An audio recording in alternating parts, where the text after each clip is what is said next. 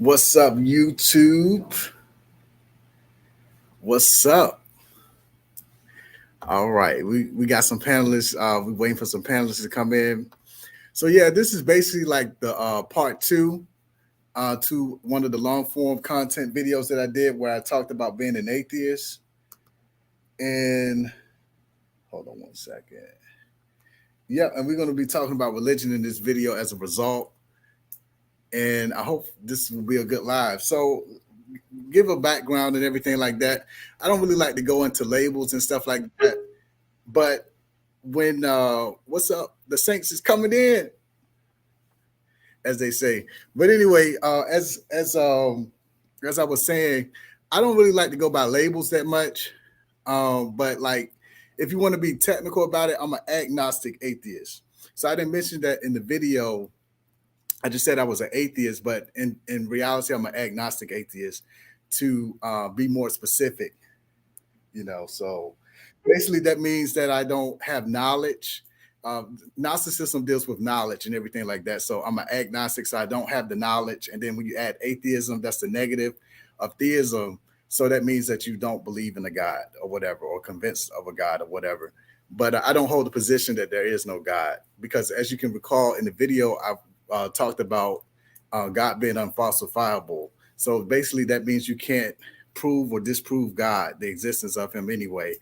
I would say though, with the Christian religion or whatever, Jesus, the claims of Jesus, I would say that there is a lack of evidence in some instances for him. So I could argue against that, but to talk about like Yahweh, for instance, the Abrahamic religions, that's a different story.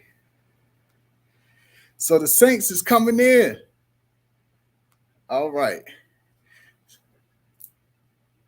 Hold on one second. I'm gonna let you guys on. I'm gonna just not everybody's up here yet, so just hang tight. It's not gonna be that much longer.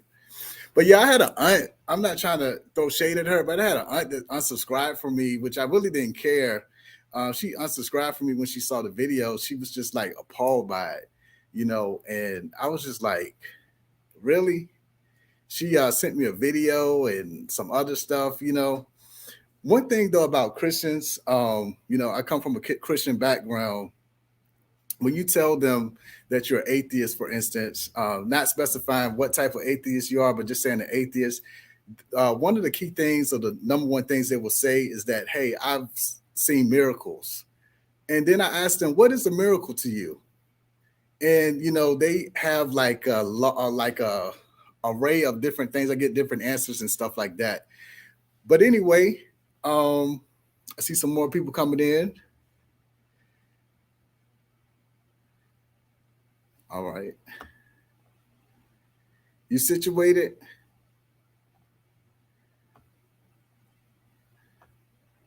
But yeah, I had an unsubscribe. She sent me this video with one lady. I forgot the name of her channel.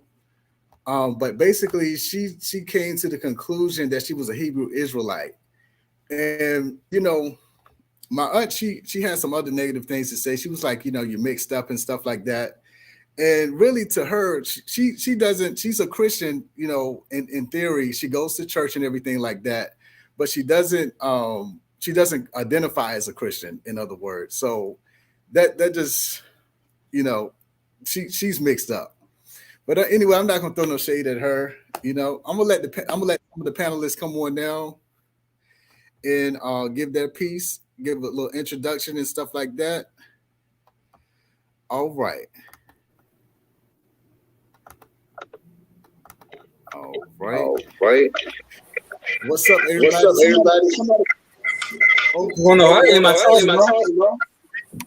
Hey guys. What's up, everybody? Somebody close the other screen. Open, close.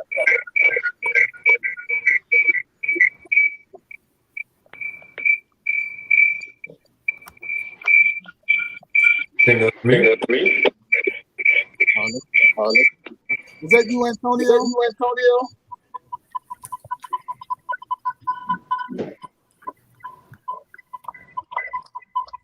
Yeah. Is that you, Aaron? No, not that one. Yeah, because you didn't have an echo. Let me move him. Let me move him and see. Hello. Yeah, Hello. Okay, still somebody else. I'm gonna mute myself. Okay. Okay. I still hear. Is it?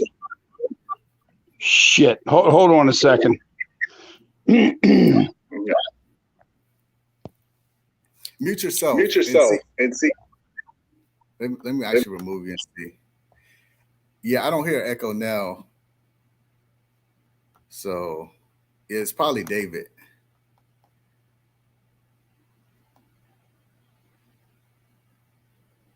Okay, hold on one second. Yes.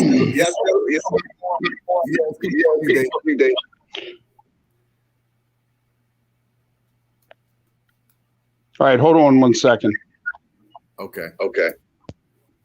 All right, I'm gonna put you in the back. All right. All right, so y'all can unmute yourself. Y'all good? I think it was David. Yep. So how y'all day been so far? I don't hear you at all, Buka.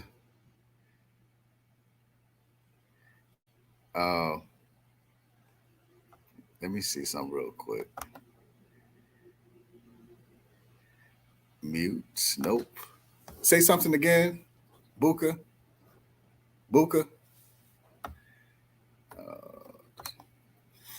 But yeah, you guys, I'm expecting this to be a great live. It's not really supposed to be a debate or anything. It's just going to be, it's going to be more of a discussion. But like I say, I don't want this to necessarily be an echo chamber either. So, feel free if you feel compelled to say something or ask a question, even of what I just recently said, you can most comfortably do that. Okay, let me add David back. All right, David. I think you're good now, David. For whatever reason, you're not coming through my headphones. It worked last time. Okay. Shit. Damn. Can you hear me? Yeah, I can hear you. Okay. Damn. I don't know why. Let me turn them off and try to turn them on back again. Sorry, man. Oh, no problem. All right. What happened to Buka? How everybody doing? Can't complain. How about you, my brother? I'm doing all right. Yeah, so this live we're gonna be talking about religion. Like I was saying, it's not really supposed to be a debate. I mean, it's a pseudo debate, if you want to call it that, because it's not gonna really be. I don't want it to be an echo chamber either, because everybody has, well, for the most part, I know you guys a little bit. People have different perspectives and stuff like that. But like I was saying, I don't like to go by labels and everything like that. But, you have to label yourself to distinguish yourself from other groups and entities and belief systems. So, yeah, I'm an agnostic atheist, which means that I don't portray to have knowledge that there is or isn't a God. And I'm an atheist, which gives the negative of atheist. Okay, let's try David again. Okay, there you go. You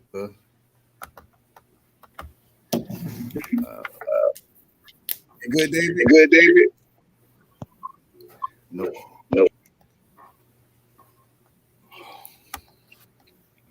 All right.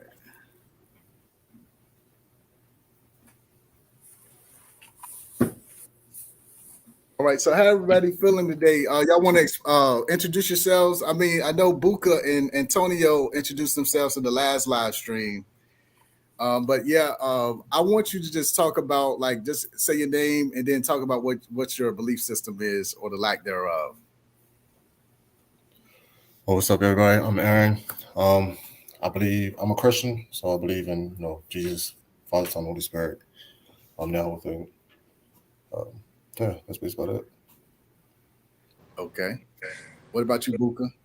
My name is Buka Anwar. So, I was raised Catholic, which is probably the Islamic equivalent of Christianity when it comes to people thinking polar opposites.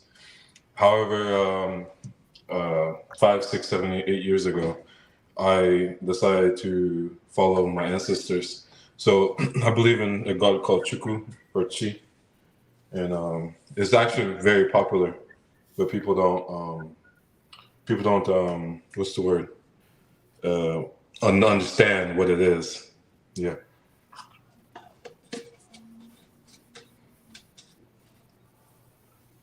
All right, then. All right, True Beliefs. What's going on, everybody? My name is True Police, TB for short. I'm spiritual. Okay. Let's try. Let's add David one more time.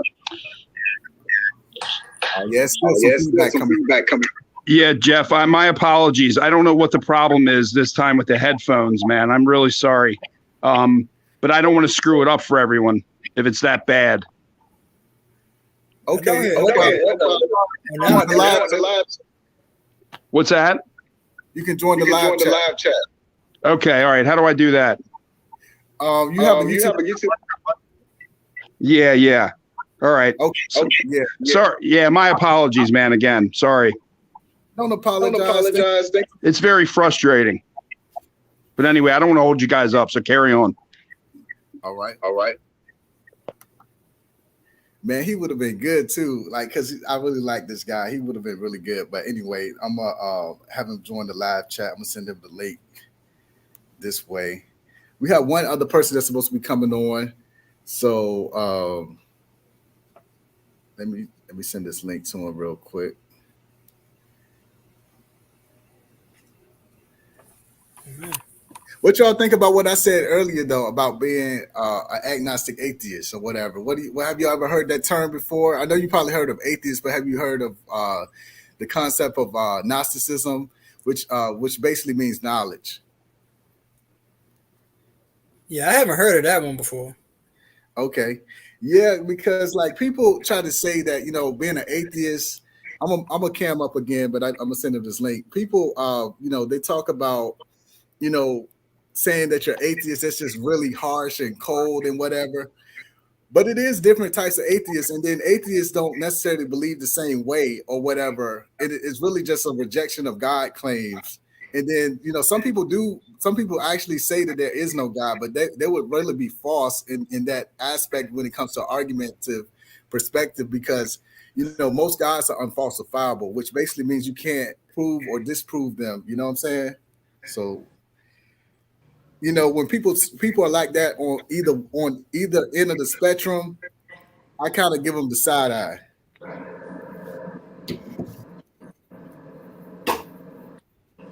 But would that necessarily be God if it proves itself to you when you call it to do it? Or would that be like a genie or a fairy or something that's at your command? Say that one more time. Would that be considered a God if it reveals himself to you or proves himself to you on your command and by your standards? Or does that make it a genie or a fairy or some other mystical thing? That's a really good question. Because to me, a God is all powerful, so he doesn't need to prove anything. But that's what I'm saying. But that's what I'm saying. So basically, like, of course, that's the reason why I say God is unfalsifiable. Because when you look at the Christian God, for instance, or you look at Yahweh, he's omnipotent, he's omniscient. That means he's all-knowing. Everything, he knows everything that would have happened before it happened and everything like that. So how can God is only as strong as you can imagine him, pretty much. So you still can't.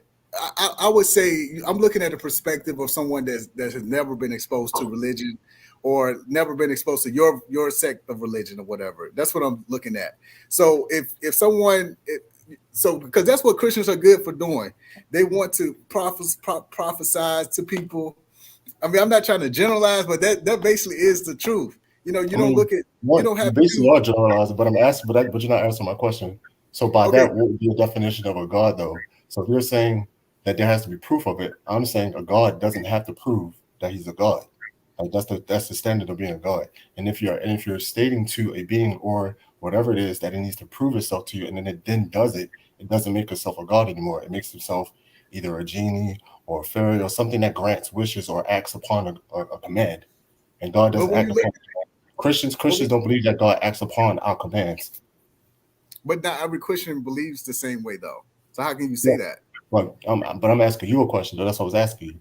Okay, so I would say that could be an example. That could be a good example of what you would consider a God is. But when you look at God, he is, Matt. That all the miracles and stuff that's been predicted and been performed and everything like that, the prophecies and everything like that, that's magic right there. When you look at that's what I'm saying is that's not upon somebody commanding him to do it.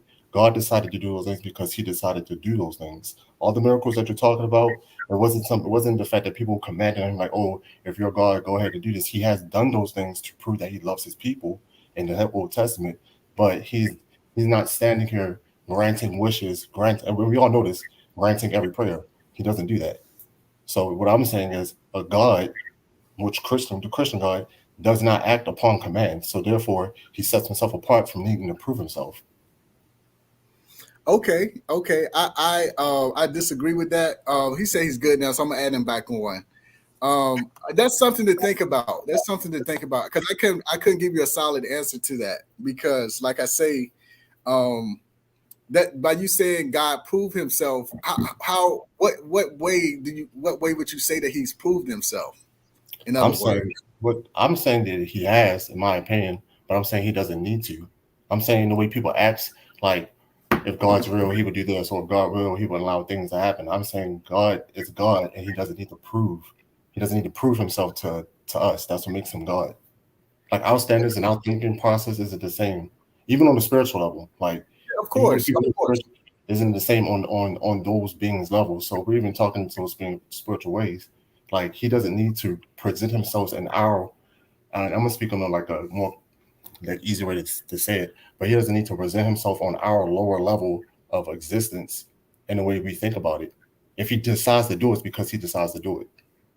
Okay, well, if you look at the Christian religion, our goal is to get to heaven, correct? I'm not a Christian, but as coming from a Christian background.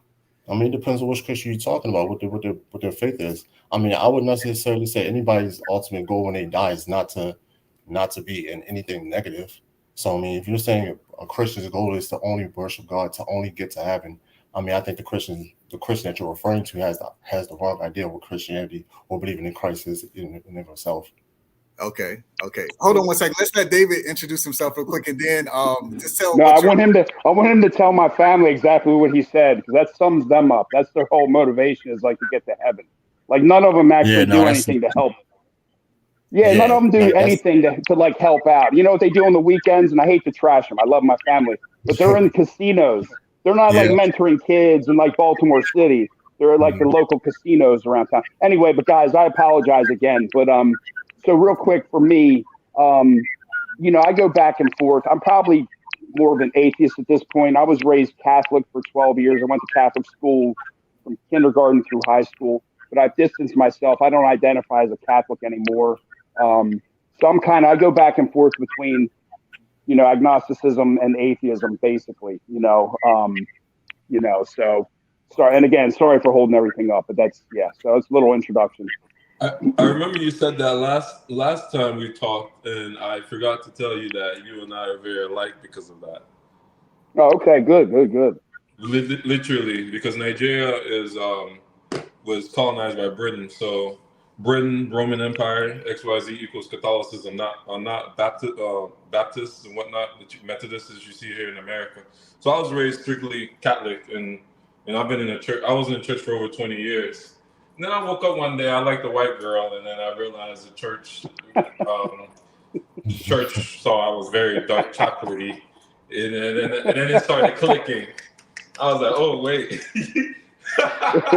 And then we were supposed to do the Passion of the Christ, and I was the only guy in my class. Tell me how I ended up as the three wise men. And then they pull some random dude who already graduated to be Jesus, and it started clicking again.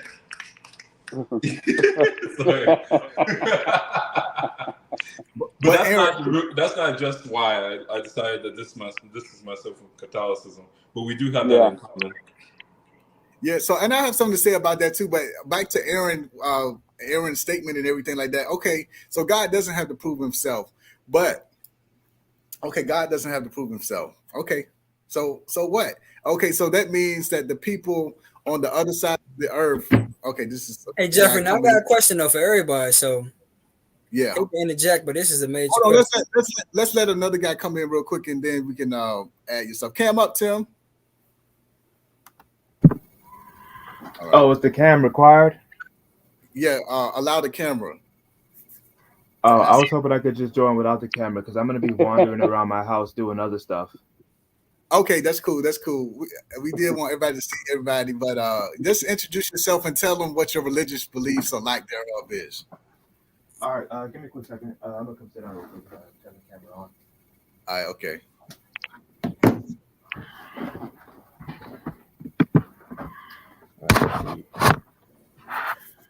All right. Hey, what's up, everybody? My name is Tim. I am, how would I describe it? Non-theistic, I guess. That would be the word I'd use. Okay. All right. Yeah. All right. So, back to truth beliefs. Sorry about that. I was just going to say, how do you identify God at that point? Or if you don't believe in God, how do you identify a higher power in everyone's opinion? Okay. Well, I can go. I know from the time that I was a Christian, God was. I really didn't have I couldn't really put God on like give it a person or whatever, like how I'm looking at you or whatever. But I just knew that he was like a more so. I interpreted him as being a spirit. I knew that the teachings was that God was of three persons. You had the Holy Ghost, you had the Father, and then you had the Son. But I really couldn't like to really think about it there. I really couldn't say that I saw him or I felt the presence of what I thought was the Holy Spirit or whatever, because, growing up in church and stuff. But like, I can't really say that I can't really say that I really interpreted God as something that was an actual entity, even when I was a Christian, as like a person that I could, talk to and touch, stuff like that. I hear people talk about like their experience with God. What is your experience with God? Can you demonstrate that to me? Yeah, I can't. So my personal experience with God is breathing air. So in the Bible, they say, and first was the word. You breathe in. How you talking with breath? If you don't breathe in, you experience the spirit every time you inhale your breath. So even going back to the whole start of this, Hebrew. If you don't even know Hebrew, you don't even know Christianity, you don't know Catholic religion, because you don't even know the code and under it, because everything is translated from the ancient Sumerian, Babylonian text. And it's been translated over and over again by so many different people. So if you don't know the original language, it's impossible for you to even know what it's saying. And I would say, and it's all in hymns. That's why they sing in church, because everything is in the song. It's a praise. And if you don't get the original message, you're not even knowing what's really going on. Because, etymology, especially if you don't know etymology and the root words of all these languages and where things come from, you can't possibly even identify God, because God, like you said, it's unseen, because spirituality is science and religion is unseen spirituality. And that's why you can't really identify. And just to even bring that all back in play, just starting off in the Garden of Eden. So they say the tree of knowledge, right? Adam and Eve in the garden. You got the tree of knowledge. Don't eat from the tree of knowledge. And what's on the tree? It's an apple. And when you pick from the apple, that's the knowledge. But if you know about apple, you can make an apple pie out of it. And that's when you get 3.14. And pi is infinite. It never ends. It's an infinite loop. You can never find the end of pi. Like you can't find the end of life. Because like you said, the universe is vast, never ending. So if you don't know science, high science, and you don't know how to identify the numbers, and you don't know gematria, you can't possibly know God, because God is in the numbers. And that's why they say the apple is in the garden, because it's pi. And that's where they get that back from. That's where the infinity loop comes from. And all of that. Okay. So that's really the origin, just starting off on that baby. Like apple pie. Yeah. I just like to remember like that apple pie. It's easy to remember. So anybody else in response to Truth Beliefs, anybody has anything to say? Because his initial question was basically, you know, what like were you trying to? If you was basically saying, what is our interpretation of God? Correct? Am I correct?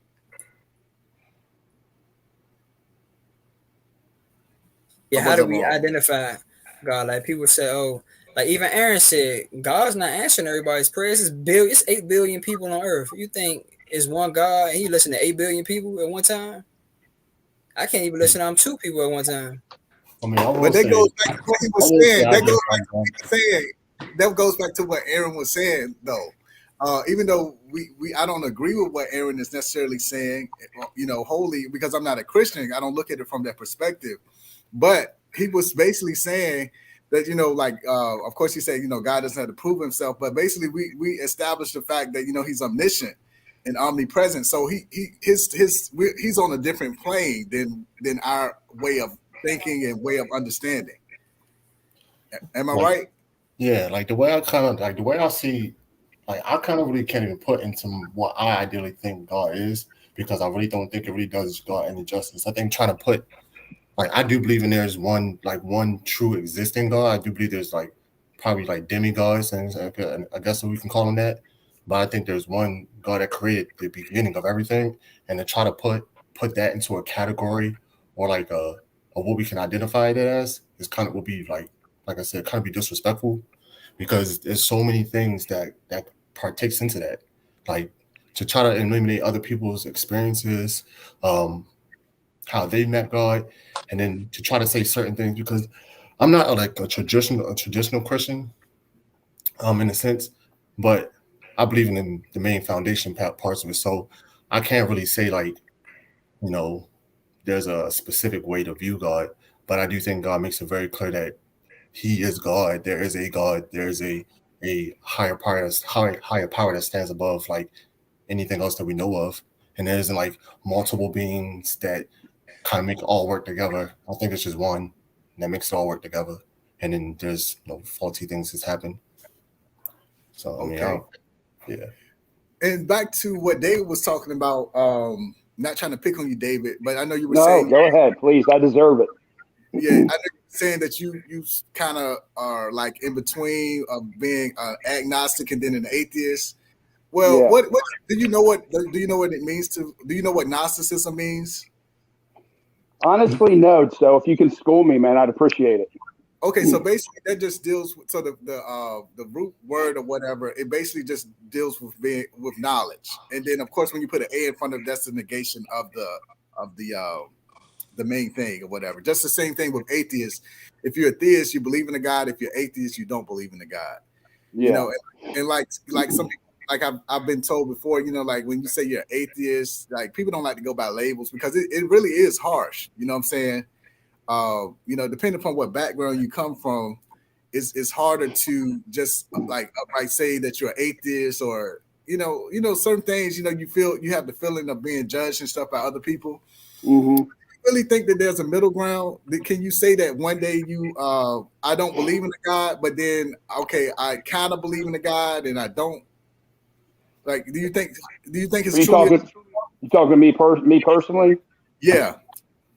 I mean, so for me, the thing is, like, if I want to get close to God, the one thing that, because obviously all this man-made, even the church, it's all man-made stuff. For me, it's nature. The one thing that never lets me down and continually inspires me and confuses me and everything else is nature. And that's the one thing that we know that we didn't create, that whatever the source of all this is, so for me, if I want to get close to whatever the source, I need to immerse myself in nature. And that doesn't mean you have to hike the Rocky Mountains, even out in the backyard, just paying attention. He was talking about breathing and, focusing on your breathing and just the air, all the sounds. Like for me, it never, that's the one thing, like as much as I love art, I was an art major and I love music and literature.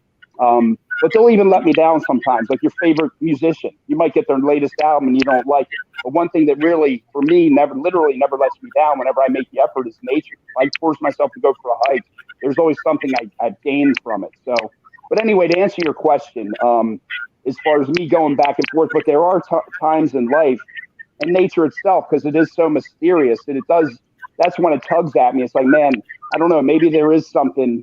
This isn't just random. Maybe there is some kind of grand scheme, so, but I don't know, man. It's a tough one. And it's been tough for me lately. I'm 48 years old, never been married, no kids. I don't have anything anchoring me, and I don't have faith either. So it's like, I feel like I'm this entity kind of floating around. So in a way, I'm kind of envious of people that have something that they're connected, like I said, I am connected to nature, which is fine, but I don't know if that alone is enough. I'm like kind of, and I'm at the beach this weekend, and it even reinforces my personal loneliness, because it's not summertime, so there's like hardly anyone here. So anyway, man, like, search for some kind of meaning for me personally. It's been a real challenge lately. But at the same time, I don't want to latch on to something that's convenient that I don't really believe in. It would be very easy. I'm surrounded by Christianity, Catholicism in particular, but I just can't force myself, or you shouldn't have to anyway, to believe something that just doesn't resonate with you, So anyway, to answer your question, Jeff, I bounce back and forth. There are definitely times where I feel like there's got to be something, not just necessarily like a conscious being, but some kind of consciousness out there that, maybe this isn't random. So anyway, I hope that made some kind of sense. Yeah, I mean, it's human nature. We like to put things. And I'm not trying to speak for you guys in the panel, but I know for me, I try to. It's human nature. We things that don't make sense, we try to conglomerate it and make sense of it. Whether it makes sense in reality or doesn't. You know what I'm saying? And that's actually an argument called God of the gaps. Okay. We got a comment right here. Okay. Yeah, God of the gaps. So basically, we just put up pretty much it's an argument that people use in a debate where pretty much like they say, like, okay, because of this God or whatever. They add God in the middle to it or whatever. But anyway, what about you, Tim? Mr. Non-Theist? For me, the way I like to think of it is I just think everything in life is either explained phenomenon or unexplained phenomenon. Things that we can either figure out the cause of, or things that we can't figure out the cause of, we just don't have the knowledge to. And I feel like a lot of things in life that we can't figure out the cause of, people like to label that as God's work or whatever higher power they believe in. And for me personally, I'm fine with that. There's no explanation. If you want to, if calling it something makes you feel better about yourself or makes you feel good, then by all means do it. So I'm not of the belief that there is no God. I just don't have the knowledge. So I'm going to say, like, when I said non-theistic, I think I'm going to say more. I know what you are, bro. Like, I know what you are. You basically what you're saying is basically what I say. You're an agnostic atheist. Yes. You don't. So I don't have the knowledge. You don't. Yeah, you don't claim to have knowledge. You're not convinced that there is a God at the same time. Right. So I just think things like in life that you would call God's work are just things that we can explain or things that we just can't explain, and we just don't have the knowledge to label it as anything else. So that's my belief. That's where I stand. Okay. What about you, Buka? I don't think I need to know how to explain it. I believe that God does exist. I but my belief in God exists in, like, I don't need to prove he exists, and I don't need him to exist either. I believe that everything I do, God is in it. I believe everything is God. I believe I write on a piece of paper. That writing on the piece of paper is my essence, and that essence is also God. So in a way, I'm a little vain because I do personally believe I'm God, and I believe you guys are God too. And I think that like our brother was talking about with you need to know these ancient languages to understand really what's going on. However, I still also don't believe you need to, because the ancient pyramids are so old that Cleopatra is actually more modern. Cleopatra and the founding of the iPhone is more recent history than the ancient pyramids. Like when they were there, even those Egyptians or those Romans, they didn't even know how old the pyramids were. So the languages he was naming, and the languages before those, and the language before those, you know.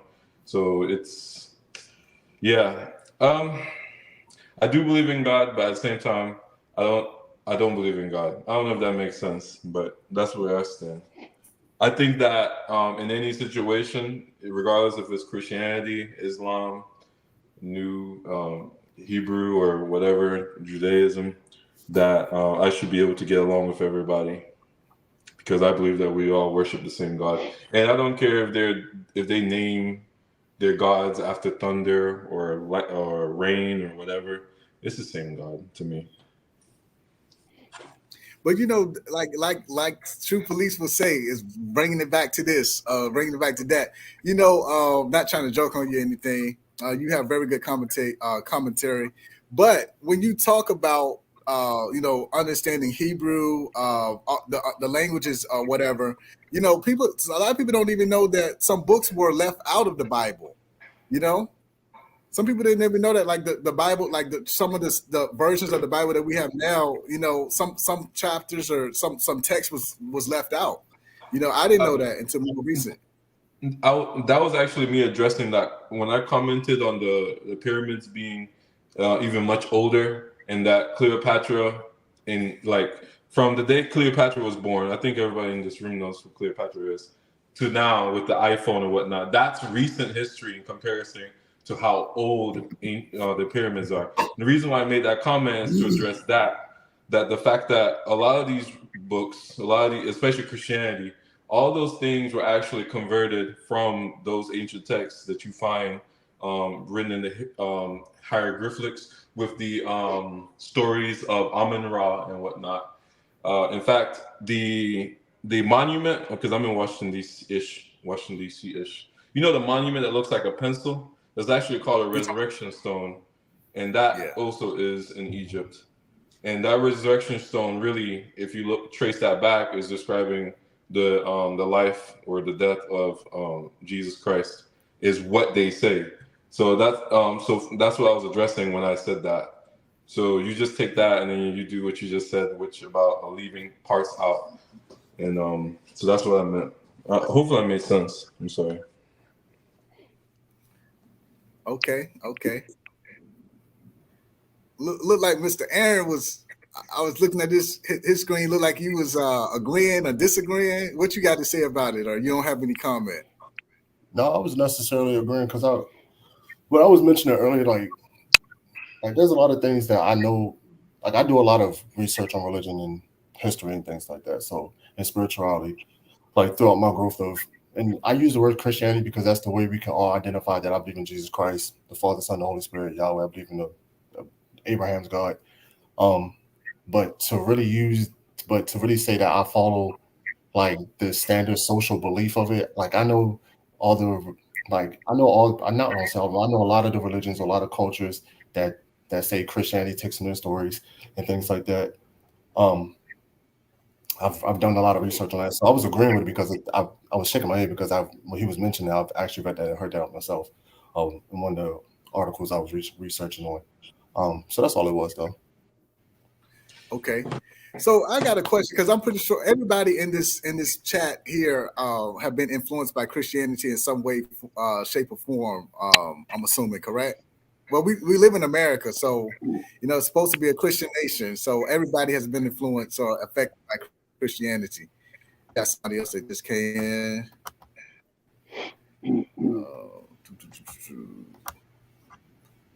We're gonna let him introduce himself. He was in the last live stream, so Hey, what's up, guys? Hey, what's up, Ron? What's up, man? Did you introduce yourself? Before you introduce yourself, I'm gonna take it upon myself to introduce everybody to you. So, Okay. but beside me, if you're looking at the screen, is Antonio. He's spiritual. Aaron, he's a Christian. Tim, he's non-theist, basically agnostic, atheist. David, he's between agnosticism and being an atheist. And Buka, he's in between. He's in between. Gotcha. Yeah. So what is your religious belief or lack thereof?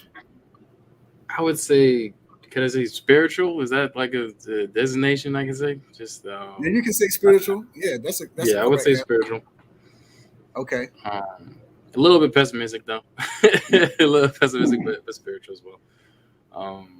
Okay. Yeah.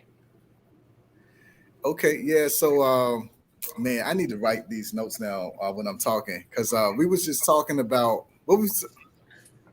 I was just about to say you got a good memory, bro. You talking about me? Yeah.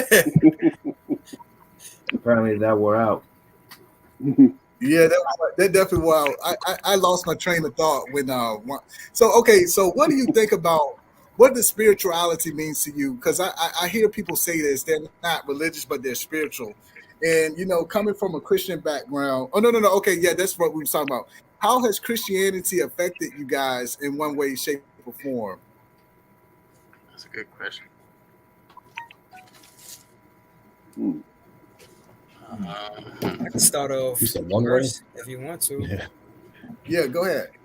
Because this is going to play into what I was about to mention, like in the terms of what does it mean to be spiritual but not religious. But go ahead and say what you have to say about how Christianity influenced you.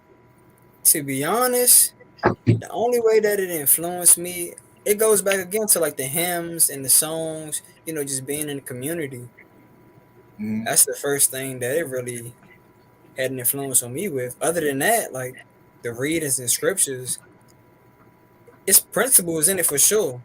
Like it's different codes and laws in it that we should all follow. So I feel like that has, they say it's a lot of laws in it that we should follow. So that's like laying some foundation on how to live life.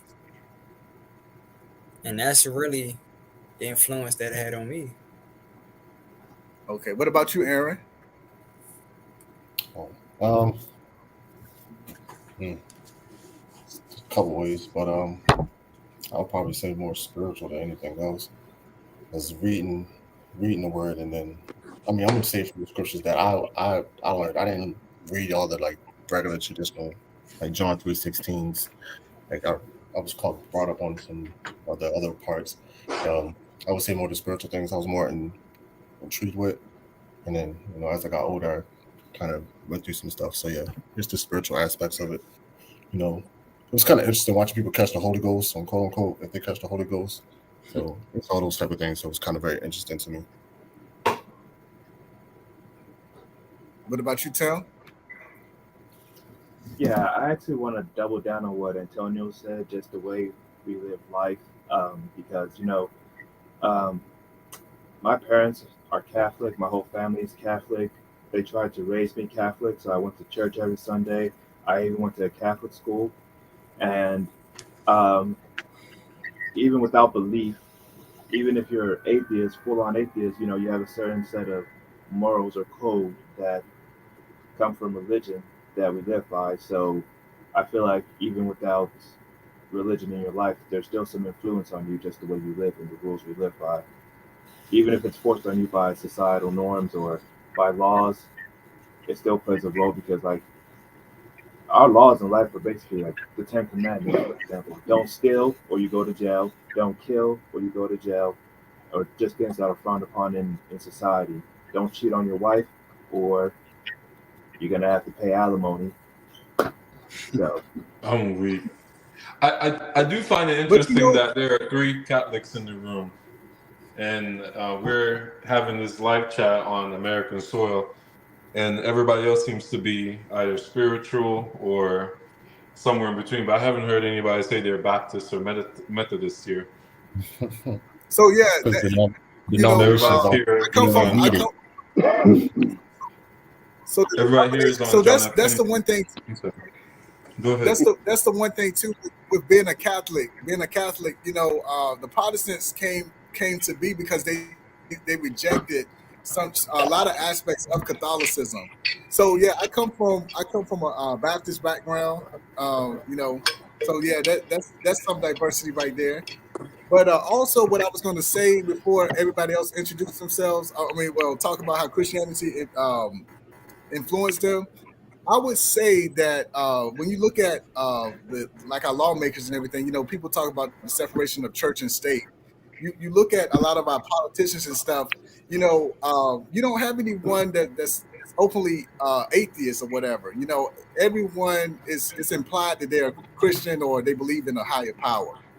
If you look at it, and then the way our laws and stuff, you know, you know, we're all biased in some type of way. You know, it's human nature, but sometimes and a lot of times those people they take their religious beliefs and they enact it, you know, with different changes and stuff in the laws and stuff, for instance. Yeah. Well, So yeah, it's definitely it's not just from somebody. It's not, you know, believing in it being benign. You know, some people actually beliefs they try to enact it upon other people. well, a lot of these religions, they But yeah, do let's have. let Dave got to say, and then Oh, sorry, go ahead. What's that? yeah, go ahead, Buka, and then David, and you can just say I said a how lot of Christianity influenced you. I said a lot of these religions have a lot of things in common, like our brother just said a few minutes ago. You know, don't steal, don't cheat on your wife, or you'll pay alimony. Would you really want a president or somebody running for president who's gonna say that he's atheist? What 10 commandments or what overall laws is he following? And we already know, or we've already had a little taste of what an atheist can do. Donald Trump. So if we get one who's actually declaring he's atheist, I actually don't think he's might be in atheist. trouble. No, he believes in God. I really don't think he's atheist. Actually, No, I'm Yeah, not saying he's atheist. I don't think he's. I know it may be a joke, but I'm saying like you look at like someone's actions to dictate whether they're atheist. It's like no, you could be a Christian and be atheist in practice and like your actions, in the sense of like how you're like people. Well, not atheist, but I'm saying like how you can be a bad. You can make actions that make people think you're an atheist when you're really like make people think that you're like doing things like well. What I'm trying to say is like I don't think he's atheist because like it's kind of like I feel like it's a negative term, you know, like when it comes to like that stuff. Like Donald Trump's not atheist. He's like I think he's like he was raised religious and he like but the way his actions are, you're just like you clearly don't believe in anything for the way you're acting. Like he believes in God. It's just himself. Yeah, he has no moral system. He thinks he is God. That's the problem. And I think like that's called a megalomaniac, which means that you have low self-esteem technically, but at the same time you believe that you're God. Yeah.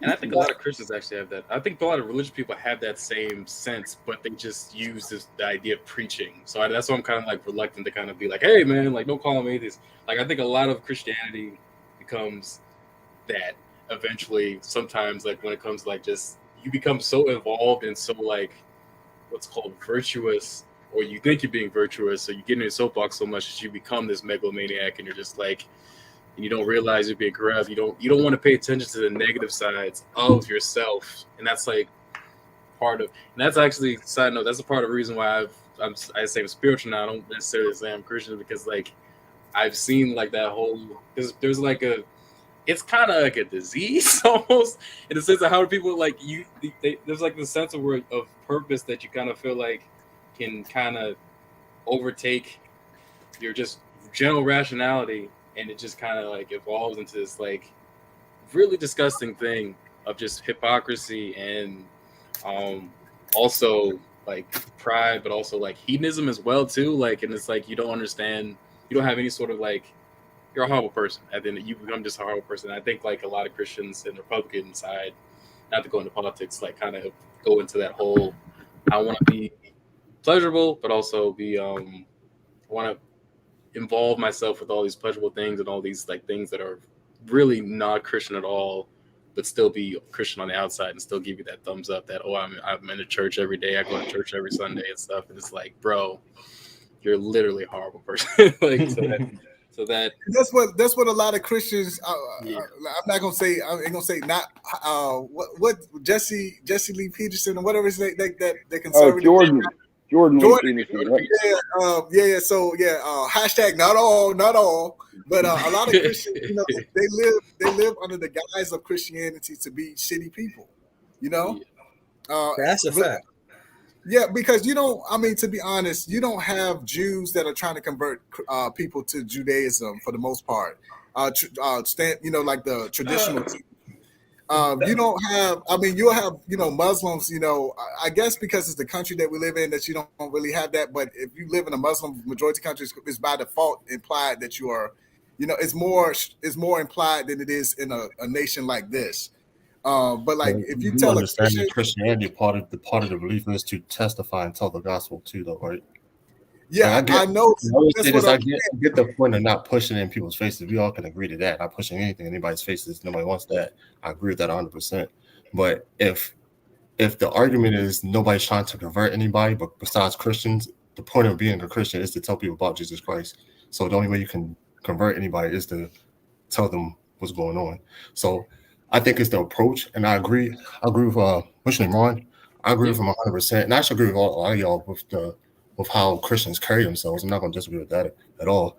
But to say that they shouldn't, to make it seem like try to convert or tell people about Jesus Christ is kind of like you're telling them to shut up, basically, or you're saying like they should just keep it to themselves and stay over there. And it's like, when nobody really says that to a Muslim, when a Muslim is talking about the Quran. You know what I'm saying?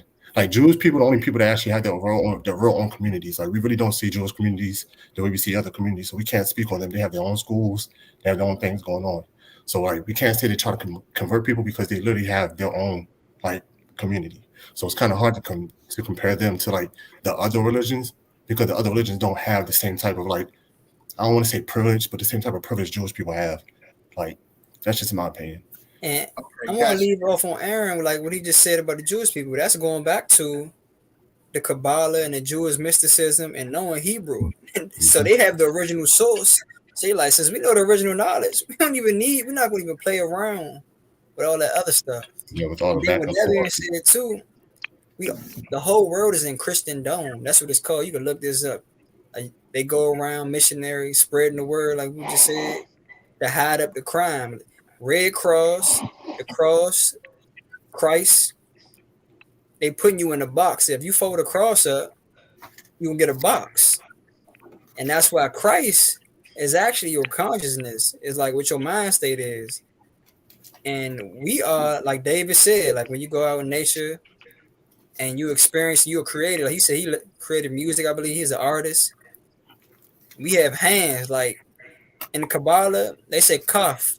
Kaf is your hand. So if you can't cuff and create anything, you can't be a god. And they say God created the universes. So as long as you can create with your mind or your hands, you are God, walking God at that point, an image of God. Like I said, I'm an image of God. But with all that too, I want to break it down like it's a science too. Like if you don't know the science behind it, because crystals bind in diamond form. And that's where you get Christ from, because it's binding in the crystal. And you can't see through a crystal. It's impenetrable. So at that point, that's when you get to see that spirit is also spiral as well too.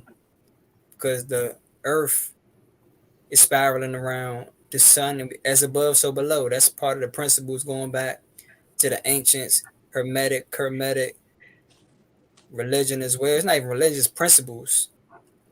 And they laying all those principles out and living off that. But It's to agree with everybody. Like for real, if you creating and you thinking in new ways, and even us having this conversation right here, it's just showing that we are creators because we want to come together and not even saying just compare and contrast and see how we can improve our life. Like always being on a constant journey, our hero journey.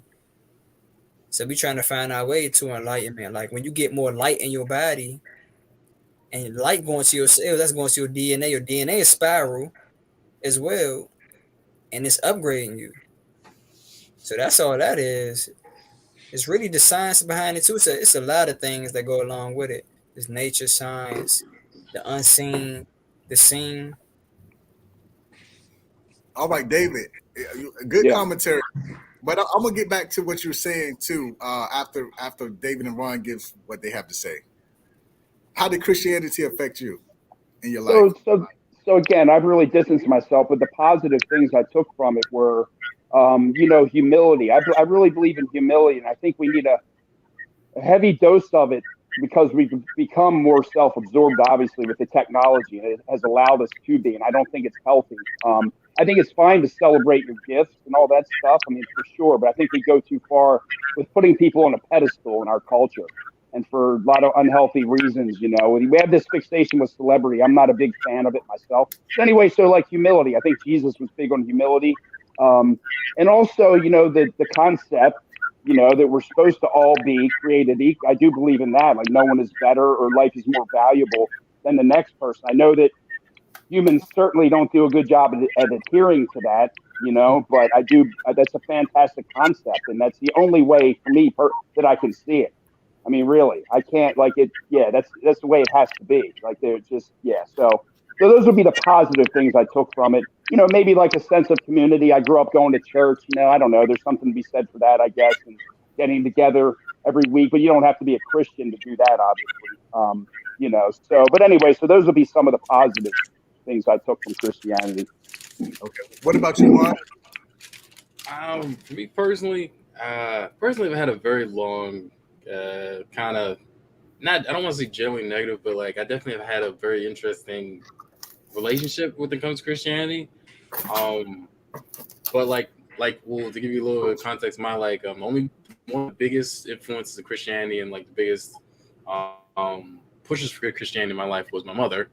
And growing up and like when I was like really young, and when and she would always like instill that into me the values of like Christian values and like, but very sternly Christian. So like she, to the point where it was a little bit I kind of saw the authoritarian side of it a little bit. Like she was kind of like almost sometimes she'd be policing me sometimes.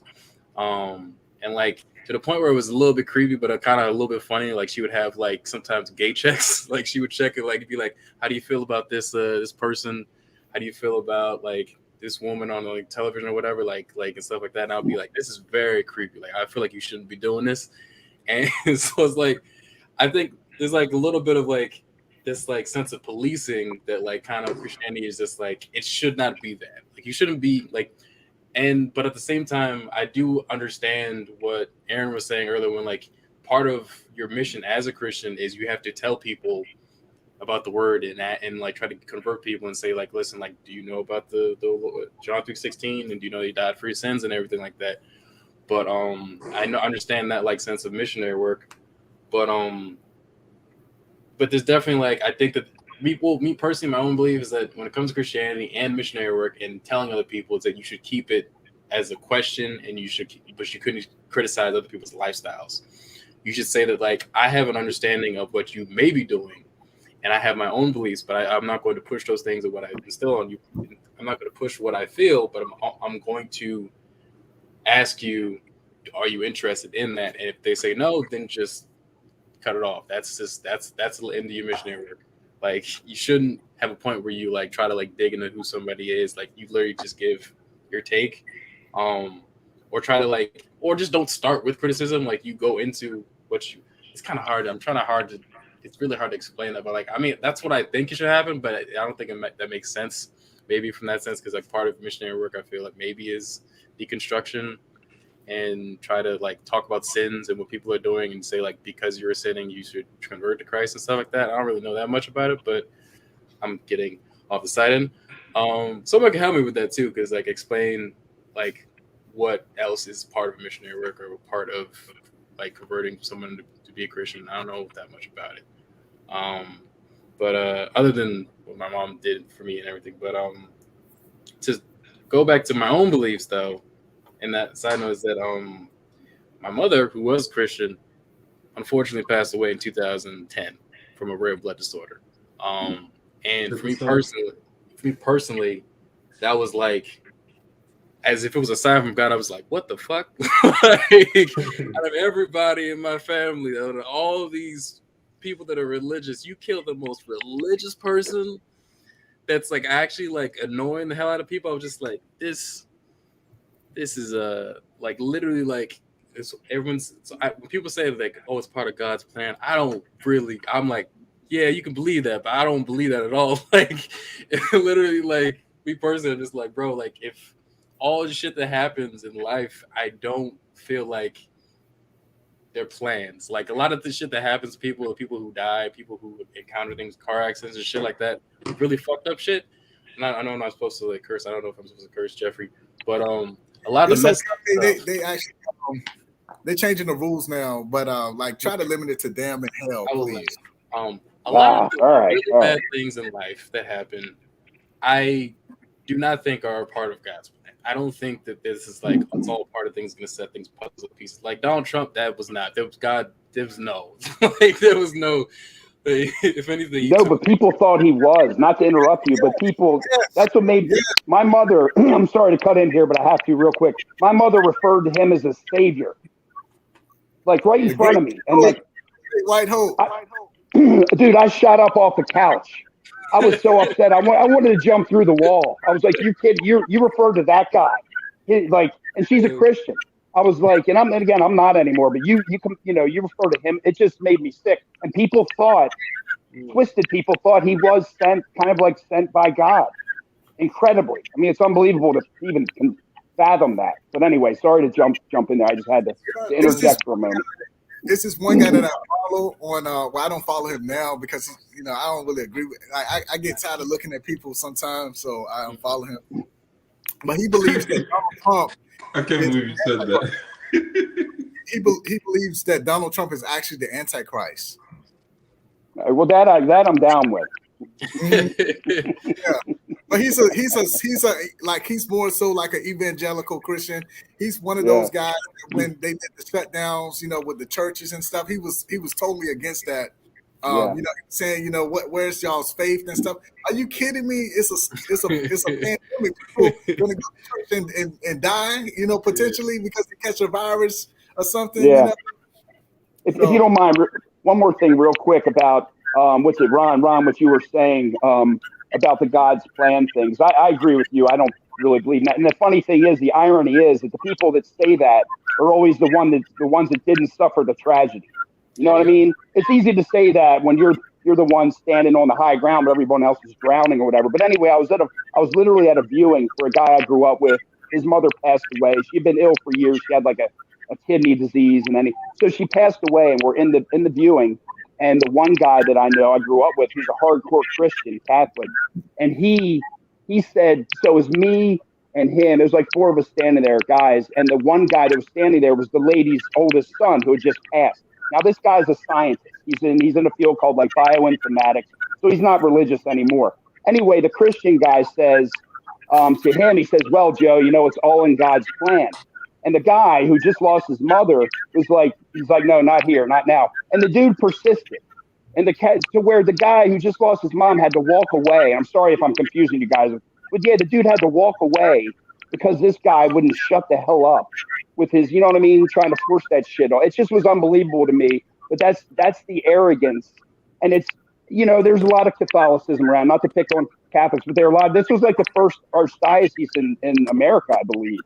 And so it's Catholic. And that's what bothers me is that comfort with feeling, being able to like project and like, to like the proselytizing, that kind of stuff. So, Yeah, it was just unbelievable to me to hear the guy just lost his mother, and this guy still couldn't just shut up and be respectful of that he was not a believer, you know. So that's what bothers me. Go ahead, sorry. It just seems like Christians are the ones that just come after you the most when you say you're not a believer. The first thing they'll say is I've seen miracles, and then I ask them what is a miracle, and then they'll say like I was about to get hit by a truck or something, and because something else was in the way, I didn't get hit by the truck. Okay, so what about the times that miracles didn't happen for people? You know, what about the times that people don't look at that? Well, all the unanswered prayers. I love it when they say, my mother would give me this about something happened in the family, like somebody got over an illness or some shit, and she'd be like, yeah, well, they prayed over. I'm like, all right, what about the other 1,000 things they prayed for that never came true? I guess that's all, whatever. But we'll focus on the one thing that actually, anyway, we could go on forever with this kind of crap. So yeah, I'm not trying to. Yeah, we don't want to make this all about Christians, per se. But I do no, but I'm gonna bash them, dude. I've had that shoved down my throat. No, I'm just kidding. Go ahead. So I do. So nobody else is. Well, everybody did introduce themselves. So nobody else has been introduced to Islam or anything like that. Somebody tried to hear me when I was like working at the convention center. Oh, so I'll let you guys give my 2 cents. Yeah, I have actually. I don't know if y'all know about Noble Drew Ali and the Moorish signs, but I definitely went into the Moorish symbols before. But the thing is, with me, they treat Noble Drew Ali just like Jesus. They Noble Drew Ali, Noble Drew Ali. Like they praising a man at that point, and that's a false idol. You feel what I'm saying? He said he's the prophet. He's the messenger. That's what they say and all that. But I'm like, yeah, he does have a lot of good principles. And of course, yeah, like we just said too, I said, God is breath and spirit, so he can speak through anybody. So I feel like if you do tap into nature and do the shadow work and do the reading or just do the self-work, you shouldn't meditate and ask for answers. That's the same thing as prayer. I could break this down like this. This is what I learned from just going there about the difference between prayer and meditation. And like you could pray, you're asking God for something. Like I was saying earlier, it's 8 billion people, and you asking them for something, you gotta demand it. Like you command, like if you know about coding, you do Control Alt Command something to happen. I do have a key fact I want to talk about. Can you go, Jaffre? Can you say what was the question again? It was like, what about Christianity? Do you know? Is that what the main question was? Yeah. How did it affect you? What influence did Christianity have on you as a person? Yeah. Okay. So we can. I'll wait till the next topic to talk about. Yeah. Since it's implied that everybody in that's we're from America, so has been exposed to Christianity in one way or the other. And that always makes me bring up too the subject. Would you actually have been a Christian if you were born in a different region of the world? I think the odds of that would be little to nothing. Excuse me. I think if you were born in another region that wasn't influenced by Christianity, you wouldn't be Christian. I will say this: if I was born in Ghana, I might be. I mean, I don't know if you've ever been to church with Africans, but they praise the Lord hard. Mm-hmm. They get up and dance the whole ceremony. I'm like, I'm in church like damn, I thought it was at church. Church going for hours. And that's what, like Tim said, you go to Africa, the Pope is always in Africa. Like Red Cross is the same thing as like Christianity and Catholic. They all working together. That's why they got the same symbol. And they going over there, converting, white Jesus. And they see the Pope, they like, they falling at his feet. They think God in the flesh. Well, we do know that the ancient Romans with the Pope, because if you look on the Catholic website, it says that I think the Roman Church was started 300 years. I looked at the website like 2 weeks ago. It said that the Roman Church was founded 300 years after the death of Jesus, and we know the last about right now 1,500 years, West Africa was very much in Rome, Spain, and both of those places. Rome, Italy, or Italy in general, southern Italy and Spain. So we Rome, the Vatican, have had a long relationship, at least spanning 3,000 years with West Africa. So I think it's normal for them to be down there. And we're just continuing what our ancestors have been doing, and that is communicating with each other in a religion that we are both well aware of. Like, for example, I said I believe in a god named Chi or Chukwu. My father's name is Onora. Onora, it stems from a group of namings from Egypt called, like, I don't know if you guys have heard of like Anubis or Amun-Ra. But Onora means God of the people, you know? So it's all connected. So I'm not surprised that the Vatican or Rome or the Pope visits us most. But we know why, really, of recent history, and that is through the colonialism. What do y'all think about the image of white Jesus? Does anybody know the history behind it? I think that, speaking of Italy and places like that, I've always had more respect and more love from people from southern Italy and Spain. And whenever I go to their houses, I never see white Jesus. I see a very chocolatey Negro Jesus on their fridge. Well, I want to say that, for people who don't know, the white Jesus was made for propaganda. It was like it was some dude. I think it was some dude's painter boyfriend or whatever. Like it wasn't. Exactly. It was. It's not really. And I'm gonna just say this: people.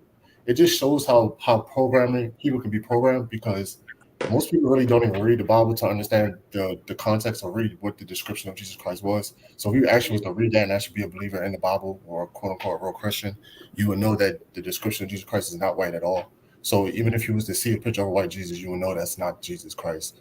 So like, it just shows that, like, even the fact that there is a question of like, what do we think of white Jesus? That's white Jesus is everywhere. It just shows that it's programming along that, when we know within the scriptures, like, there's the truth of what it actually supposed to be portrayed as. So like, I just think it's kind of like there being a white Jesus is just part of a distraction of what the Bible, what the message actually is to me. Like even the whole, the Red Cross thing and all that stuff. Like I think the problem that we've had with Christianity is the fact that people's taking the parts of Christianity, even the religious leaders of it, have taken the parts of Christianity in the Bible that aren't important and have glorified them all and like ran with it, and instead of seeing the parts that are actually important, and understanding the true story of it. So I think it's just kind of like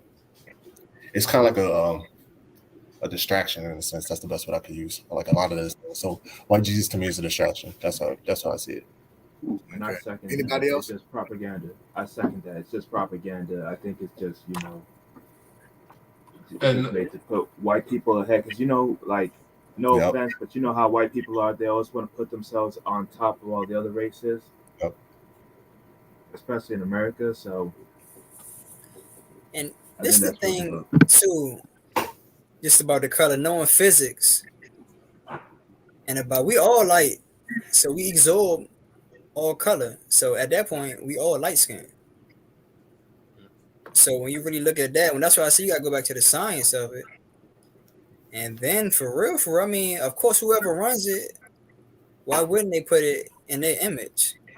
And even right now, when you think about God right now, what's the phrase? If you close your eyes and think about God, what you gonna see?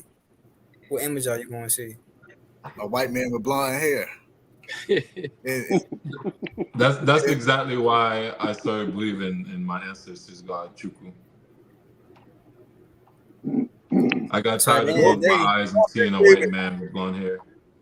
No offense, David. Yeah, no, look, man. No.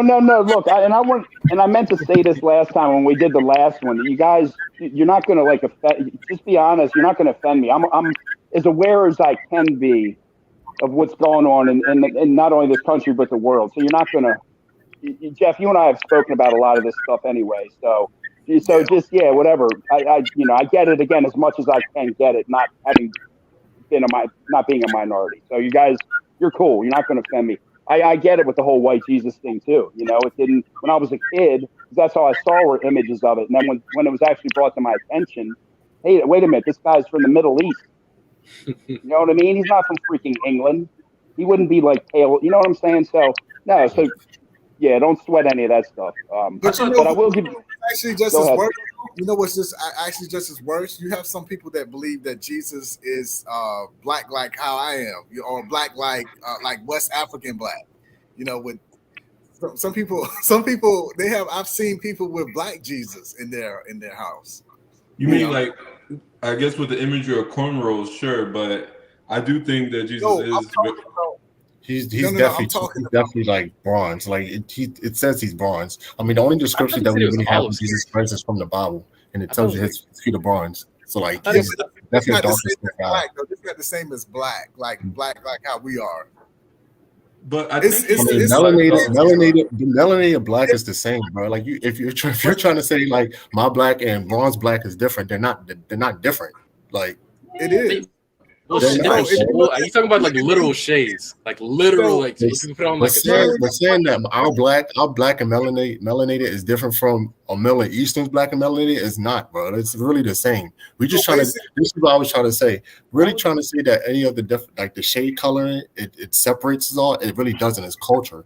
Like realistically, that's what it is. Like my skin complexion. I've seen a Middle Eastern, my same skin complexion. We would just call him Middle Eastern because his culture is different. But literally, if we stood next to each other and didn't speak, you would think he was a black person.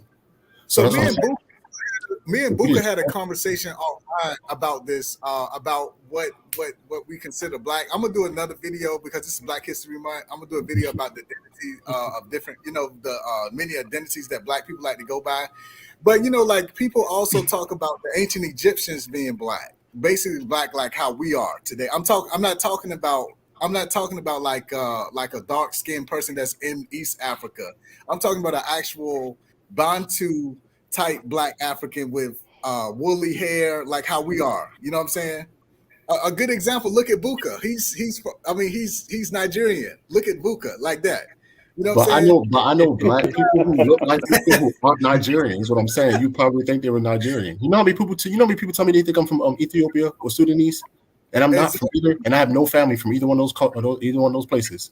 Exactly, and those people they have a different phenotype. So that's what I'm saying though. It's culture based. That's what I'm saying. It's culture based. It is not trying to say that our skin color. This is my opinion. Trying to say our skin color differs from all that. I don't agree with that. I think if you have melanated skin, you have melanated skin. Like that's just my opinion. Like I think a black Asian is just a black person. I was considering a Middle Eastern, in my opinion.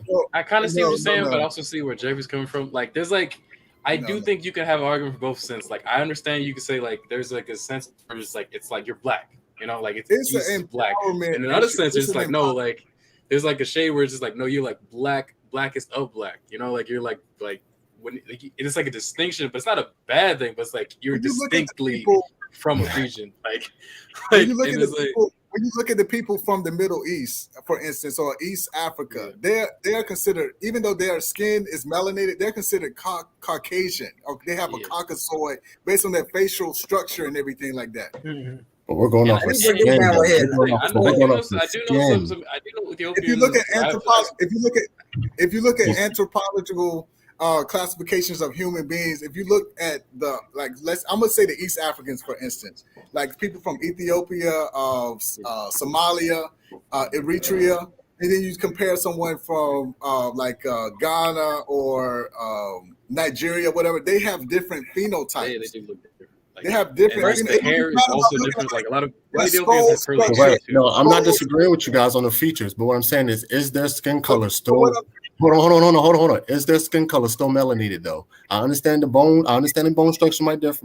I understand the hair texture might differ. I understand all that. Is their skin it's still melanated though? Yeah, but it's still not. You can't say that they're melanated, then they're black. That's my opinion. I have a question. People say that as an empowerment thing. And, I'm not saying that as an empowerment. I'm saying that honestly, to be real honest with you, I think we're all one cult. We're all one race. We're just different cultures. Can I ask this? Let me ask you something.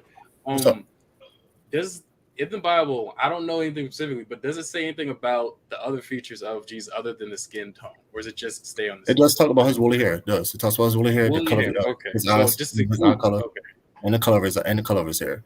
So it does talk about those things. And so I'm not disagreeing with the fact, like I said, I'm not disagreeing with the fact that our cultures make us different and we have different like features, you know what I'm saying? But I'm saying for me, this is my take. And because this is one of the things where I feel like it's propaganda that and people take parts away from it. And this can go back into Christianity where I think like when we talk about Jesus Christ and like the beautiful part about it, none of that really matters. We all got brains, we all got hearts, we all got eyes, we all got the same things. So realistically, if we're looking at like trying to say a skin color type separates us all, that's playing into the problem that we already have. That's what I'm saying. To me, if you're melanated, whether you light skin melanated or you super dark like Wesley Snipes melanated, you're melanated. That's just what it is. Like I'm not going to say that you're not black or African. Realistically, we all know life started in Africa. So like, what we're really about to say, like we're not all the same just because one group of people went to the mountains and their skin color and they adapted to the way the mountain was in the mountains compared to people who was in like the desert.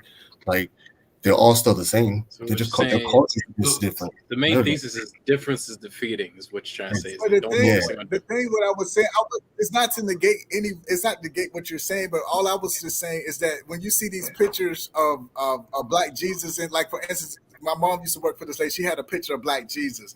That's empowering when you see something like that, especially someone that has the same features as you. I'm not talking about like how the Bible, huh? I said I agree with you on that one. It's an empowerment statement because it could be used for both. Because I think Buka, if I'm saying it right, Buka. Yeah, he mentioned that earlier about it. I think he mentioned it earlier about it being shown as like no. I think Tim said about it showing like white people being higher. You know what I'm saying? So I agree with that because it could do the same thing for Black people. I'm not just the lead off on Aaron's last statement right there. Black is not a color, and white is not a color status, like he just said. Because back in the day, if you were a white person, you were a free melanated person in the United States. The closer you were, the better you were off in the United States. First of all, white is the absence of the color, and black, nobody black. Black is the color of Ron's shirt at that point. So, and you go to anywhere else in the world, they don't say, "Oh, I'm black." You go to Africa, they say, "I'm from Ghana. I'm from Nigeria." They don't say, "I'm black." Yeah, you never even hear that. People lead by their culture. And if you go to Europe, you go to Spain, they don't say, "I'm white." They say, "I'm a Spaniard." You go to China, they say, "I'm Chinese." They don't even say that outside of the United States, and that goes back to even knowing the law or civics. Going back to that, you don't even know the status of the law you're in. White is just a status saying you're free, you can do whatever you want, and black is saying you're beneath the law. In a sick way, I think the whole American white versus black thing makes sense. Because let me tell you, everybody wants to talk about going back to Africa, but when you go to Africa and you see two people dark as night and they got problems with each other, it just doesn't make sense. But here, when you see I'm black and you're white and we have issues, I can see that. But there, it's literally two black people who don't like each other because I'm Igbo and he's Yoruba. And it's like, why don't we like each other? Why is it? And you do have apartheid also in the results of that. I remember in parts of Africa, like you still have the results of that. Like white people actually in South Africa, like a lot of them getting like taken out because of a lot of black people being like, listen, like if you're white and then you're in Africa, listen, because apartheid happened, you got to get the fuck out. Like I've heard this one girl who lived in South Africa, she said that she had to move, or her family had to move because it was getting like that bad. Like it was almost going a complete different direction. Like it's like, bro, like same shit is happening in the US with the fucked up shit and just people dying. It's happening in like certain parts of Africa, but like it's just like, so I don't think anywhere you go, you're still gonna have people that are going to be bitter. And actually, to go back into the Christianity stuff, like I think bitterness doesn't matter what religion or what like part of life you're from. Bitterness will ultimately end you and end your sense of morality, and you'll actually end up being the person that you hate in life, or being like a very hateful person. So like just getting away from bitterness and everything. Just at the end of the day, it's just horrible. Like, but I lost train of thought. But no bitterness. That's the thing. If I could just say something real quick. Oh, go ahead. I just want to say something real quick to Antonio before he left, but he's already gone, because he was saying that black is the presence of all color. But in physics, which, I studied physics in college. In physics, white is the presence of all color and black is the absence of all color. And I wanted to just mention that to him, but he's already gone, so we could just drop Wait, that. what did you major in? I majored in math, but I minored in physics. Oh, that's really impressive. Wow. So yeah, I don't believe in the speed of light. They say the speed of light is the fastest thing ever.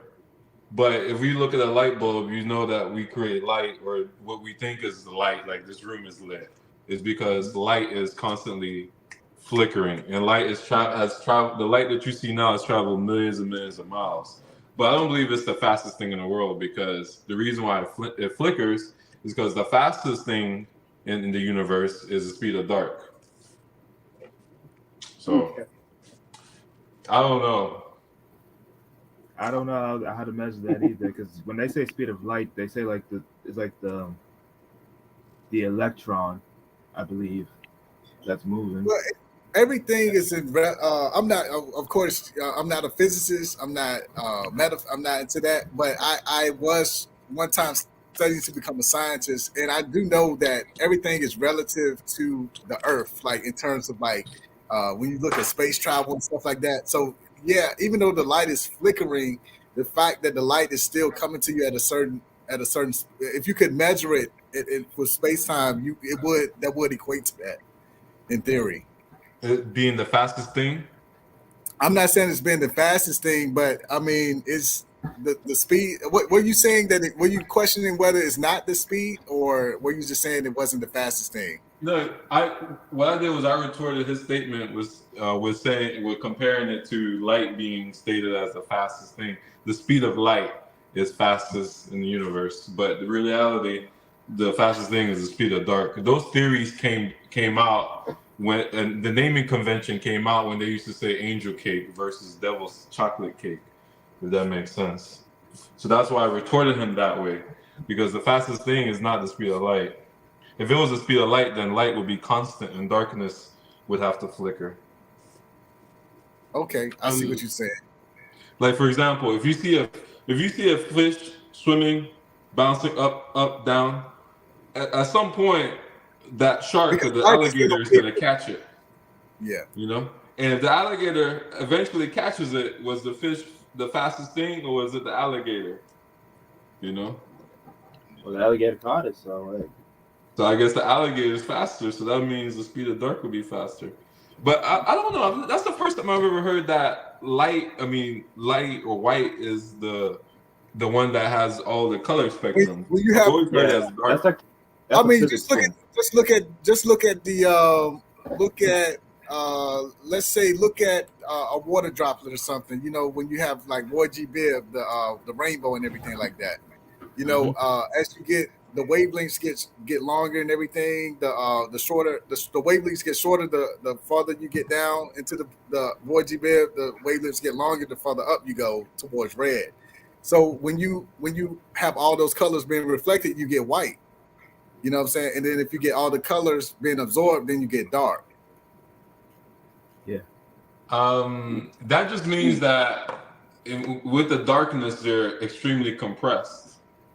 And when you decompress it, then you have the ability to see those different colors. But as they decompress, at some point, they disappear. So Lucas is using the speed of darkness is quicker than the speed of light. Speed of darkness is quicker because it is constant. It is the constant. Like I can keep reading. I would. Why do I feel like it's just kind of like I just thought darkness is always there, but light's what comes and goes. So technically, but it's I don't know, like that. I'm not a scientist. So I don't feel comfortable talking about that. Well, you could say the speed of darkness is just the speed of light leaving, so they would have the same speed. But I find it ironic how we were having a conversation about religious beliefs, and all of a sudden it just turned to science class. But no, So I'm not sure how familiar you are with YouTube. A lot of live streams, and it's not that I'm trying to imitate anybody, but a lot of live streams you'll start off with a specific topic, and then especially if it's not formal, it'll change over. And even sometimes when it's formal, you'll end up having a difference.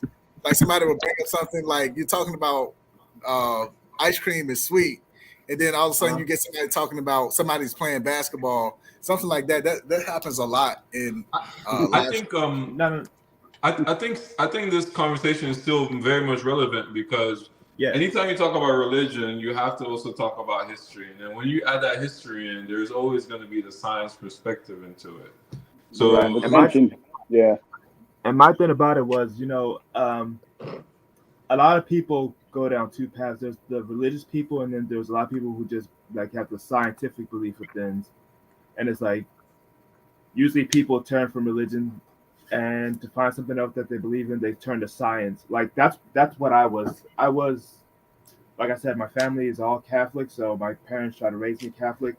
And then I started doing science, and then I ended up just, you know, asking questions all the time that weren't being answered to my liking, and then, you know, I ended up on the science track. So I just found it funny how we start off with religion and we just diverted to science.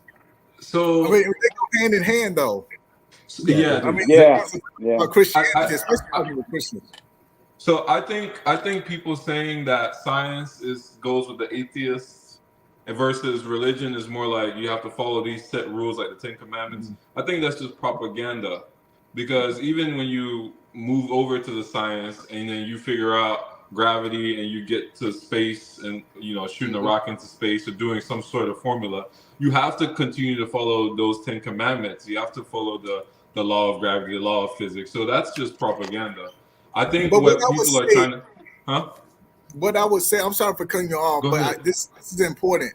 What I would say, people, that's what I was going to get to. Also talking about, you know, trying to get Truth to talk about his what it means to be spiritual. But Ron is still here, so we can talk about that too. But basically, you know, people will actually take the science, the knowledge and science that they have, and then they'll try to mend it into the knowledge of the Bible that they have. So they'll be like, for instance, like in Genesis, you know, when with the creation of earth and God said, "Let there be light." They try to take the knowledge of, say, for instance, the Big Bang, and try to incorporate that and try to make it, you know, mend it together. And they don't really mix. No. They don't mix at all, you know? You said the Big Bang in the beginning of the Bible when it's like like 7 days. And the creation of humans and whatever, the animals and the Garden of Eden, and maybe it was like a long start firecrackers. You know, yeah, I see what you mean now. A lot of people, you know, like for instance, it talks about the earth being void and filled with water. Okay, in science talks that the way water came to Earth was through meteors and meteors and comets. You know, that's how the Earth got its water, according to science. It wasn't that water was already here. You know, it was a big round spheroid, and then water was already within the Earth. They say that. And that's actually part of why I don't I'm spiritualized. I'm not like completely non-religious. It's because like I think like there's a lot of things that like I don't, when I think about like a meteor like being the result, or a meteor being the cause of the waters, he said that's what the theory is. The way water, the theory is that the way water got to Earth was through the sky, but it was through meteors, the icy rocks in outer space that bombarded the Earth. You know, the Earth was still very warm during that time, according to history, according to the science. Yeah, and so it was just more so. Do you know anything about like was it like because it crashed in Earth, or just was a meteor that had water on it that kind of just I guess?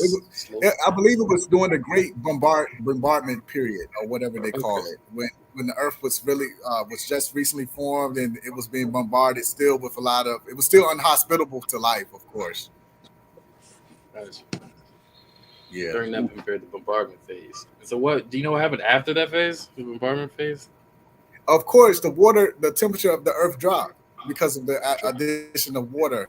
Well, no. I think the temperature rose because of the greenhouse effect of the water vapor, but it still cooled overall. And then it became the Earth became more hospitable for life and stuff like that. And then evolution, and then that's how that's from the knowledge that I have learned how that happened. Gotcha. Yeah. Yeah, and then millions of years. I mean, but water. When you look at water, like I know we talk about it, but when you look at water, water has so many dynamic properties. Like specific heat and the different ways that it releases energy when it changes phase, like from solid to a liquid or from a solid to a gas. It's so much stuff goes on with just within one molecule of water. Look at the weather, for instance. Mm-hmm. Yeah. What's your take on like the other planets that have like water and everything? I was just looking at some stuff on TikTok actually, and I don't think that we're the only life forms in the universe, in the observable universe. It's just that we probably can't communicate with them. The life forms could still be primitive, or who knows? We could have already been in contact with some other life forms. Who knows? But the universe is constantly expanding, so I don't think we're going to be able to really get in contact with anybody else. Yeah. Yeah, me neither. Going back to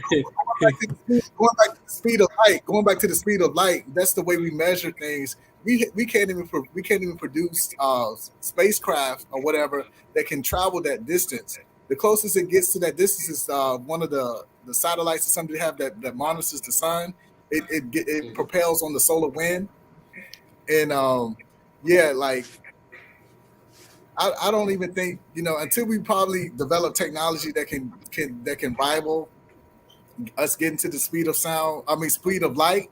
I don't think we're gonna really be able to discover any new things right now. And it just seems like we're in the Goldilocks zone. It just seems like we're in the Goldilocks zone, where everything comes together. But at the same time, people say that too when it comes to religion. Okay, which came first, the chicken or the egg? Or this water fits the puddle perfectly, or whatever. Yeah. But really, when you look at the universe, I mean, it's very inhospitable towards us. I mean, if it was very hospitable, we would live forever. That's part of the reason why I'm spiritual, is because I feel like part of the reason why I stay spiritual is because like you look at all the statistics and all like the chances for like the entire world and how we have it right now, and just like how close it is, and how far it is from like the sun, is where it's like just perfect enough for everything to keep sustaining itself, and not burn up or not be too cold or not be too hot. It's like, how in the hell are we supposed to find any other planet that has the exact same conditions? That's like, if we're going in every other direction, it's away from us, and we're in the perfect place. How are we going to find another place that has like the same amount of conditions that we'll be able to produce us? If like we're in the perfect place, and we're just, and the only way to like find new life is to go away from the perfect conditions. It's kind of just like, it's like, obviously there has to be some sort of spiritual. So because of that is God, right? Because of that, like, yeah. Like he definitely put it there. It's like, listen, you guys have one. And that's in that same reasoning, don't call me unless that new planet got Netflix. Because I'm not coming. Interesting. I need Mars, Wi-Fi and everything ready to go. Listen, y'all talking about finding water? No, I need Wi-Fi, electricity. I think that when they're talking about going to different planets and everything, it's just like, listen, we don't even have like every place we go to, and we're just like, they might have life here. It's like we can barely find water there, or barely find, or the gravity is like 20 times harder than the Earth or whatever, or there's just like there's gas that comes, or like when the night comes around and it becomes way too cold to live there, and it's just so many like just conditions. It's like, bro, what the hell is going on? Like, I think some of these scientists went and lived in some of these third world countries. They would stop looking at Mars and places to go live and just enjoy what they got. I think that's one of the reasons, though, for real, because like people see that the humans are corrupt by nature when they get power over time, and I don't think we're corrupt. I think like, you don't think we're corrupt? No, I don't think we're corrupt. Like Steve Harvey said. Wait. You don't think the U.S. is corrupt, or you don't think like the world has corruption? No, I don't think we're corrupt. If the U.S. What do you mean provided me this delicious electricity, this light, this YouTube for us to complain he's about living, the US, he's living the American dream. I don't think the U.S. is corrupt. If we're corrupt, we need to be more corrupt. We need to be more corrupt. My life. He's like, listen, if nobody's robbing me, things are great. listen. My block's fine, okay? I don't know about. Hey guys, I gotta head out. My stomach is telling me I gotta go too. You gotta go. Yeah, my stomach's telling me it's time to go find something to eat. All right, guys. I'll see you guys later. Enjoy the rest of your stream. Nice to meet you, man. All right, take care. Nice meeting you all too. Thanks for having me. You too. No problem. That's a crazy like phrase, Buka. Like, bro, like how you can't corruption isn't relative, man. Like that's not like we need to be more corrupt. We need to be more corrupt. Let me tell you, we need because if we stop being corrupt, I'm gonna get that visa and go to the next country that's corrupt. Is it China that's next? Let me tell you, if China becomes more corrupt, there's gonna be a lot of Nigerians, Ni Hao Ma, Washington. There's gonna be a lot of Nigerians in China being corrupt. I promise you. Man, oh man. Let me tell you. Yeah, no, I don't think we're corrupt. Well, Dude, we're about I think, on the same time as continue. You said what? I was saying we're about on the same time as we did for the last live. We ended it around 1:40. Did you guys want to continue? I got like 10, 20 minutes. I don't want to push anybody else because I got here late, so everyone's probably getting tired and hungry. Yeah, I'm getting a little tired, honestly, man. Yeah. Tell me, yeah. Well, I do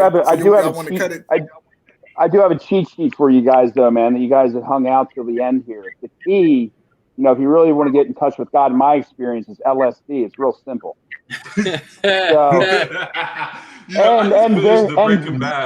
And other various hallucinogens. Okay, seriously, it'll get you there like that. So just keep that in mind. I'm not trying to corrupt anyone, but no, but I have some of the more amazing spiritual experiences I've had were under the influence. I'll say that of chemicals. Yeah, for real. And again, I'm not trying to influence anyone. That's what a lot of people say that they've had out of body experiences.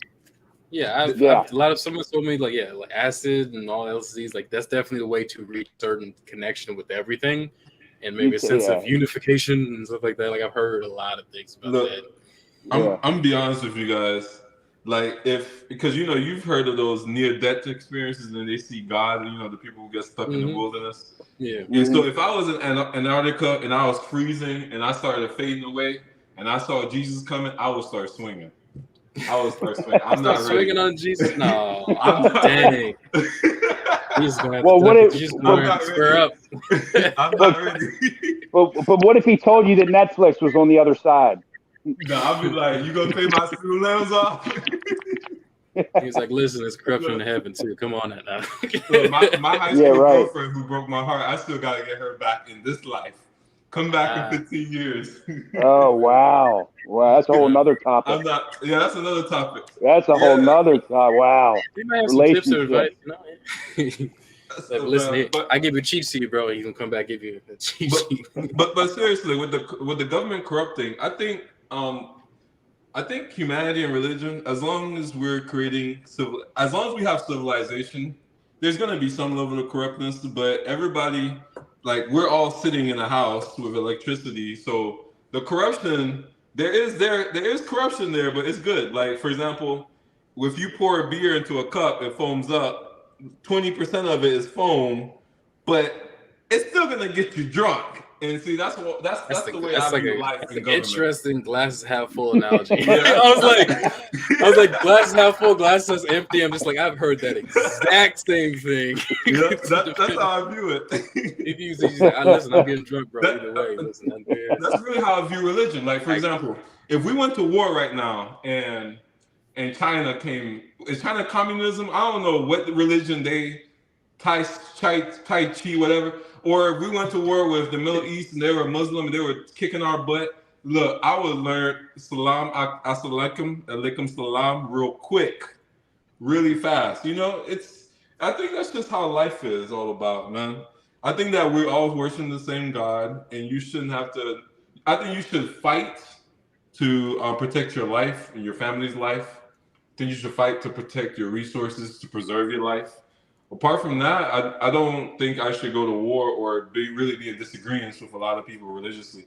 Like one of the big things that at that time in my life where I was starting to distance myself away from Christianity was in college. I did a volunteer service, and we went to New York to feed the homeless.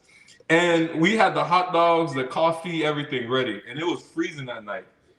But before the homeless could get the food, they had to go through us. And by us, I mean a bunch of our volunteers were playing like Jesus is here, like believe. Like these people didn't want to hear that. They wanted the hot dogs. But literally, these dudes would have the hot dog and the coffee in their hand, and before they gave it to homeless people, they'd be like, "Do you know Jesus?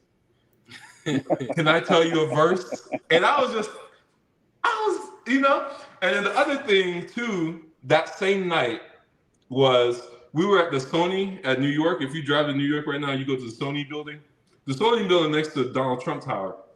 Donald Trump had his lights on, and it was like bright, like you could see down the street like daylight. But the Sony building was dark, and when you went to the Sony building, all the homeless people were there, and it smelled like piss. But I thought I was just playing chess with some of these homeless people. They were normal people. Like this guy was a carpenter, but he's homeless half the year. And then and I asked him, "Why is it so bright over there?" And he said, "Oh, that's so that homeless people can't sleep there."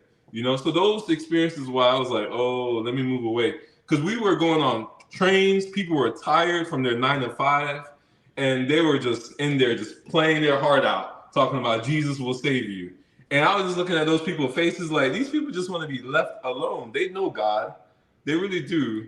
But they don't want to hear from you right now, So, okay, I see what you mean. So from a sense of a perception, you understand like how, what was the point of kind of having that like perspective from like the homeless people versus like giving like, you feel like it's better to have, but what's the main emphasis, I guess, of like that? The main emphasis is I when it comes to God, religion, whatever, I think you should pray to cleanse your body. You should fast to cleanse your body, control your actions. But when it comes to God and believing in God, the way to really believe in God is by acting. So instead of us playing music and all that, we should have been just handing out them hot dogs. We could talk and pray about the Bible on our way home. Yeah.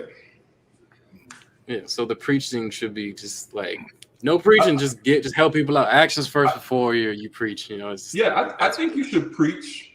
I think religion and preaching is about creating a government or a group of people. Religion, in my mind, brings us all together.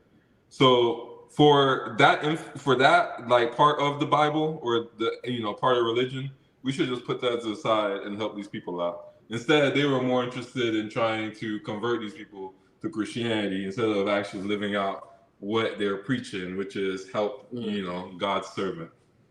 Be humble. Humility. Yeah. All right. Well, y'all want to end it? I think so. Yeah, it's fine. What's the next topic next time or whatever? What's the next